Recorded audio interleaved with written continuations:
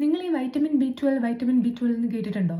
നമ്മുടെ ബി വൈറ്റമിൻസിൻ്റെ തന്നെ ഫാമിലിയിലെ ഏറ്റവും ഇമ്പോർട്ടൻ്റ് ആയിട്ടുള്ള വൈറ്റമിൻ ആണ് കേട്ടോ.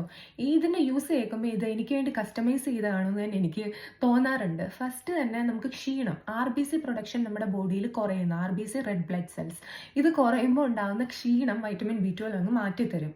എനിക്കത് അത്യാവശ്യമാണ്. അതേപോലെ തന്നെ കോഗ്നിറ്റീവ് ഫംഗ്ഷൻ, മെമ്മറി ലോസ് ഉള്ളവർക്ക് വൈറ്റമിൻ ബി 12 സപ്ലിമെൻറ്റോ അല്ലെങ്കിൽ നാച്ചുറൽ സോഴ്സ് എടുക്കുന്നത് നല്ലതാണ്. Eye health, bone health, heart health ഇതിനെല്ലാം വൈറ്റമിൻ ബി 12 നല്ലതാണ്. വിഷൻ കൂട്ടാനും പിന്നെ ഓസ്റ്റിയോപോറസിസ്, ഓസ്റ്റിയോ ആർത്രൈറ്റിസ് ഒക്കെ ഉള്ളവർ വൈറ്റമിൻ ബി 12 അടങ്ങിയ ഫുഡ് കഴിക്കുന്നത് വളരെ നല്ലതാണ്. അപ്പോൾ ഇതിന് വേണ്ടിയിട്ട് നമുക്ക് beef liver, meat, egg, dairy ഇതെല്ലാം കഴിക്കാം. ഫിഷസിൽ തന്നെ നമ്മുടെ മാക്രൽ, സാർഡിൻ, ട്യൂണ ഇതൊക്കെ നല്ലതാണ്. വീഗനായിട്ടുള്ള ആൾക്കാരാണെങ്കിൽ പ്ലാൻ ബേസ്ഡ് ആയിട്ടുള്ള മിൽക്ക്, ആൽമണ്ട് മിൽക്ക്, ഓട്ട് മിൽക്ക് അതൊക്കെ എടുക്കുന്നത് നല്ലതാണ്. അപ്പോൾ സപ്ലിമെൻറ്റ്സും അവൈലബിൾ ആണ്.